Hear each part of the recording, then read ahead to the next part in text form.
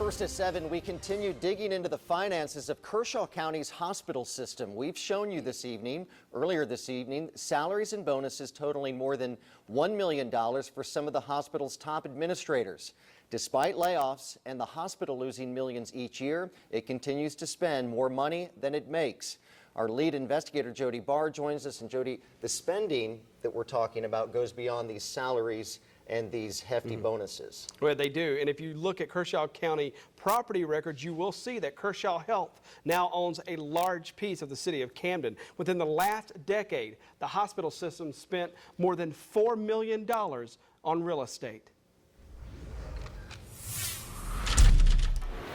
The spending at KershawHealth is getting a lot of attention these days. In April, the hospital went to Kershaw County Council to ask for about $1 million to bail out its ambulance services. We've uncovered bonuses and salaries for some of the top administrators there. The hospital spent more than $4 million on real estate since 2004, and some properties are sitting unused. Kershaw County Councilman Jimmy Jones says he's not giving the hospital another dime until it gets its books in order.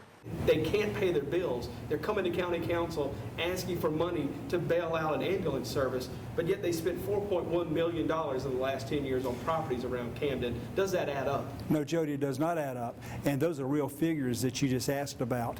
Those numbers are there. That debt is there. And this is why, I can't see Kershaw County Council putting more money into the hospital when they're not even, as far as I'm concerned, taking care of their own business. Many of the property buys were for doctors' offices that used to be independent of the hospital system but now belong to KershawHealth.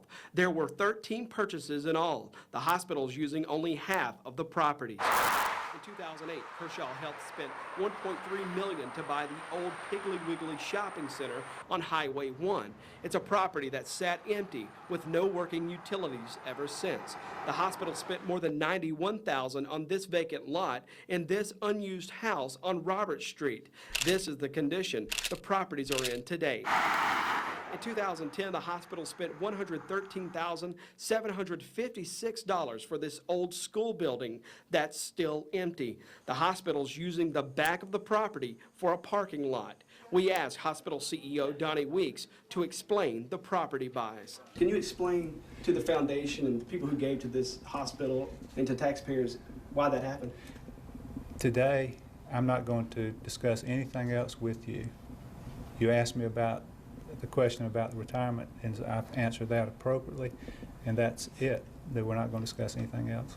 That answer didn't satisfy County Councilman Jimmy Jones. How do you go out and purchase property when you're losing money? How do you sign new contracts that's going to indebt the hospital for years to come, and you're not making a profit, you're not making any money? I just don't understand the way they do business. Now, the question for some is, can KershawHealth make it financially? Coming up at 11, there's some in Kershaw County, including some members of the KershawHealth board, who say they vowed to fight and save this community hospital. Yeah, safe to say that no one's more concerned about it than the folks who use the hospital, use the doctors, and because they like to see their hospital, financially strong. Right, and right now, KershawHealth celebrating its 100th year. I mean, this is a community that's vested in this hospital. Tax money's being invested there, and some people want to fight to save it. We look forward to your report tonight at 11. Jody, thanks so much. Man. On our website, you can go there to see Jody's 3 previous investigative pieces that he did earlier this evening.